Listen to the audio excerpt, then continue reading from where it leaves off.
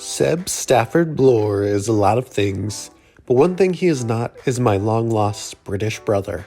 But he is an incredible analyst and thought leader in the footballing world. He's an executive producer at the TIFO football channel and contributor to the Athletics soccer coverage. An expert in German and the English games, he joins us today to preview the England vs USA match to be played on Black Friday at 2 p.m. Eastern Time. If you love this preview, make sure to like this video and leave a comment to make the algorithm gods show this to many more fans. How does England play if they were to play a generic team? Are they a team that plays high press? Are they a team that tries to build from the back? And maybe is there a club system that is relatable to how the English team wants to play?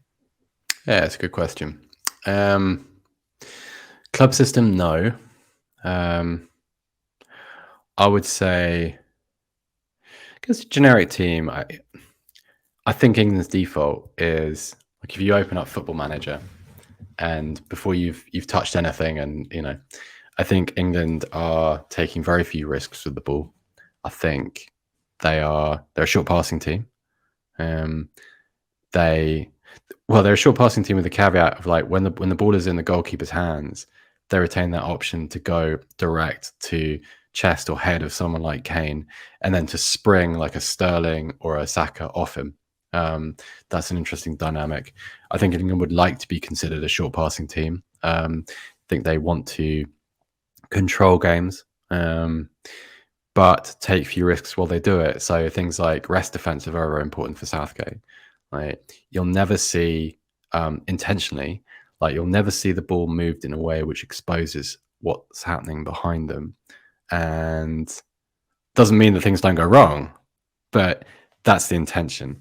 So I would call them quite conservative, and there always will be. I don't think that England are not a team that are ever going to go out and play with that much of a flourish.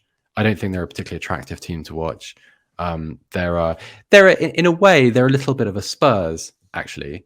Not stylistically, because there's no real comparison between Conte's system and Southgate's, but in terms of what you get from them, which is that they may win games, they may appear quite efficient, but there's always that little bit of fragility there that gives somebody a chance.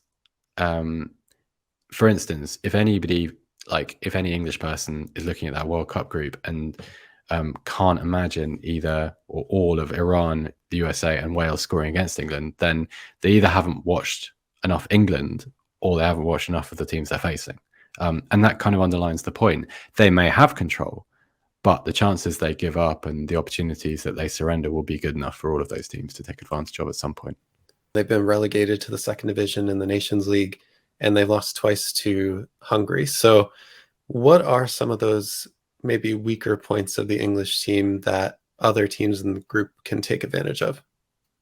Well, I suppose you could divide that into two separate sections, really, because I think you mentioned the Hungary results, and I think that's a really good place to start, because some of the results that England achieved during that period could be directly attributed to fatigue, the difficulties of the European football schedule, also, I suppose, the wandering eye and the mixed agenda of some of the players, which is completely fair. I think the Qatar World Cup has created something which is very problematic and, a conditioning nightmare to frame it properly, I think. But I think the Hungary team, the Hungary loss, particularly the one at Molineux, highlighted some real defensive shortcomings. England's issues at centre half, I think, have been on most people's minds for a while now. And I think, looking back at that game, I'd almost call it a bullying of the England players. It felt like all those traditional English qualities, they're a little bit mythical now, the kind of the hard running, tough physical players. It's all kind of nonsense, but all the synonyms that still exist in English football, it felt very, very, alarming to see not a poor team, but quite a limited one come to England and wins quite so easily and throw its weight around quite so obviously. That was very, very troubling. And I think individually, if you look at some of the players who Gareth Southgate will build his defence out of. I don't think, fast forward 6 months, you can afford to feel much better about many of them at the moment. John Stones, no. Harry Maguire, no. If not, you'd say Maguire was probably in a worse, more fragile position. Benjamin White, I think, has had a really good season at Arsenal. I think, although the caveat being that he had a very good season for Arsenal as a right back rather than a centre half. And Eric Dyer has played quite well for Tottenham, but I wouldn't say that he's really anything more than a kind of a 7 out of 10 centre back in international football. So it's clear that that's a weakness. I think that, a lot's been made about some of the issues with fullbacks. Reece James would play for England. He would be either a wing back or a fullback if he were fit. And I suspect Ben Chilwell would start on the other side if he were fit also. So outside of what is already a very tenuous department, you've got more uncertainty. And I think that's a problem. Certainly also, and this is a perpetual area of debate in England, Jordan Pickford has actually played very well for England in the past. He's had some excellent games, and he's never really let England down. And yet he has, certainly most recently against Bournemouth, he's had some shaky moments for Everton this season. He started the season brilliantly, made some excellent saves, was largely solely responsible actually for what became a very misleading statistic about Everton's defensive abilities. But much as everybody at Goodison Park has done in the kind of last few weeks, it's dropped off a little bit of a cliff form-wise. So I think that whole area is a problem, and it's clearly an Achilles heel. Yeah, absolutely.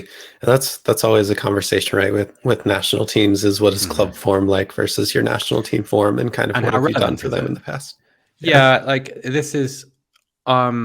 I can't remember a time in my life where this wasn't part of a conversation with England, because we're either in a situation where managers were just picking players because of what they'd done internationally and ignoring their club form, or it was the reverse, whereby they'd be playing really, really well for their clubs and they wouldn't get picked because somebody else sort of who existed above them in the hierarchy already had a place set in stone. I think we call that the kind of the Sven-Goran Eriksson era. That was the sort of hallmark of that period. So yeah, that debate will never end. England could win 4 consecutive World Cups and it still wouldn't end. So yeah, absolutely. I was able to live in London for 2.5 years. So yes, so yeah, it's a fickle game of what have you done for me lately, essentially. You mentioned the identity being lost a little bit in the game against Hungary. So where does the English squad now stand in terms of their identity? Yeah, it's an interesting one. So I think if you go back to the aftermath of the 2010 World Cup, England's big thing was to, it's a whole package of ideas titled by something known as England DNA. It was sort of technical reform, I guess is the way you describe it. The idea was to create a sort of an England footballer that was happy in possession, that, was tactically smart, that, could play in multiple different systems. And, and by and large, that's what's happened. You've created that footballer. But you've also, I suppose also one of the things that Gareth Southgate was tasked with doing was to restore the link between the population and the team, because the England team for, I suppose, during the golden generation, which is sort of the Beckham, Gerrard, Lampard, Terry era, it became reached a really low depth of popularity. A lot of people were fairly, not indifferent, but I would say that maybe there was a sort of a degree of ambivalence towards the national team and some of the people within it. Now, so what's been created many years further on, is a technically proficient, in many cases very likable group. Whether it has quite the right amount of self-belief when it matters is yet to be seen. If you think about that semi-final against Croatia in Russia, England leading, England the better team for much of the first half, could probably have been 2-0 up. And yet over time, you saw that superiority vented away and become eventually an inferiority. And they got on the kind of the Luka Modric carousel, Rakitic and Brozovic, and they just got passed to death and inevitably lost. Fast forward, what should have been 2 years, but was actually 3, Euro 2020, same situation really, but in a final against Italy, for half an hour, I would say no doubt at all who was going to win that game. England were far, far better. Italy looked like they were exposed to sort of England's width. Also, they seemed incapable of dealing with Harry Kane dropping off the front line, spreading the play. And then again, the same thing really happened. The more that England sort of stared victory in the face, the more fragile they ultimately became. So it's not a very concise answer to your question, but then I suppose that kind of captures where England are. They're at a very strange, kind of nebulous stage of their development. And I suppose a new factor now, a new issue is that I think in some people's eyes, the window is closing. Harry Kane is in his peak. Great strength. It's a great privilege for England to have a goal scorer of that ability, leading the line, and a captain, of course. Raheem Sterling has done excellent things for England, regardless of what some people in this country think of him. He's performed extremely well.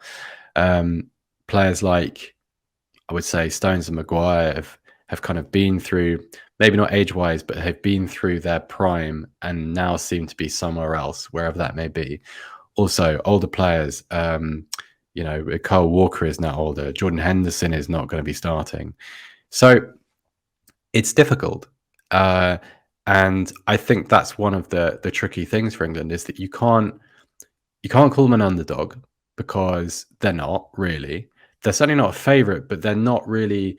I don't think you can really you can't really manufacture an underdog mentality out of a group of players who play by and large for some of the biggest clubs in the world. And so you have no identity really. And added to which, what makes it harder is that I think it wasn't caused by the Hungary defeat or the Nations League relegation, but there have always been questions about Gareth Southgate and about what he stands for tactically. Are England too negative? Are England too risk averse? Is he the wrong manager at exactly the wrong time, where you have all of these attacking weapons? So, forget just Kane and Sterling. You've got, he's not going to go to the World Cup, but Jadon Sancho in there, Bukayo Saka now, and Marcus Rashford, like Jude Bellingham has emerged. Like, do you have the right manager to put all of these pieces together when they're available to him? No one really knows the answer to that. Do you think that Harry Kane in that front line is the biggest strength to the squad? Is that where England can take advantage of some of these group stage matches? Yeah, I think so.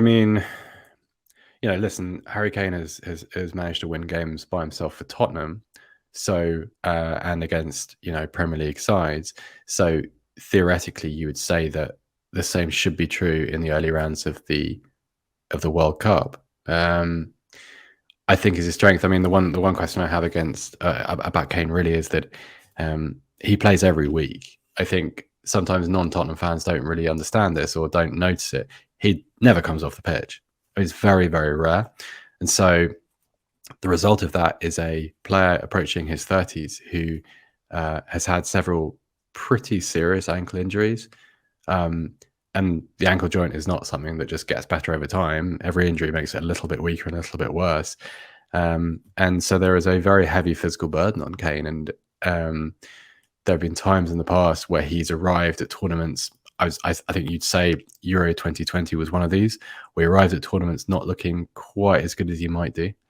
But yeah, like if you think about what those attacking players represent in terms of where their strengths lie, so someone like Sterling or Rashford or Saka, like Kane's ability to bring those players into the play. Also, whoever does get picked at wing back or full back, whatever formation he goes with, whether it's the 4-3-3 or 3-4-3, whatever it may be, Kane is fundamental to that as well. And so the utilization of space in wide areas, but also the ability of those, let's call them wide or inside forwards, to penetrate the box and have chances of their own, or to get at fullbacks or to get beyond the defensive line. It all kind of hinges around Kane, primarily because without Kane, that England are able to select Kane kind of means they get away without playing a proper playmaker. James Maddison has been picked for the squad. I don't know whether he'll start or he'll get much game time, but he's the closest that you could really come to kind of to an England number 10 in the true sense. Like Mason Mount isn't really. I know he seems that way, but he's really more of a number 8 in my mind, at least. So yeah, it all does depend on him for better or for worse. But yeah, like if you let's not pretend that that's a disadvantage for England. If you want to have to rely on a player, let it be someone who's won the World Cup Golden Boot in the past. That's okay. Will they use the same lineup? You mentioned 3-4-3 and 4-3-3. How do you see them setting up across the group stage matches? Well, I think the 3-4-3 was what I wanted to see. I think that based on historical precedent, Southgate will tweak and adjust in every single game. I think that against Iran, he'll go for something a little bit more stable. Like the reason I like the 3-4-3 is because I think England always look better with 3 centre halves. Always. It's more stable. It's also if you think about sort of some of the players that England are facing, don't quite know if Asmin is going to go to the World Cup yet. Not quite sure. Seems sort of mixed reports out of Iran, but like there are some good players in this group, and there are good players everywhere you go. Really good attacking players, regardless of the country's various reputations, their opponents' various reputations. There are world-class players in every match that you have to deal with, and so England, without their kind of defensive, without kind of that single informed defensive player, I think you have to kind of draw strength by committee. And I think that'll be the approach all the way through. Like, I'd be very, very surprised not to see 3 centre backs in any of the games, primarily because, okay, so Iran and the USA we'll talk about in more depth, but even when you play against Wales, right? Well, none of those centre backs individually are equipped to deal with someone like Kiefer Moore. Like, he's a handful. Like, and the USA will find this out. Like, he's not someone you enjoy defending against.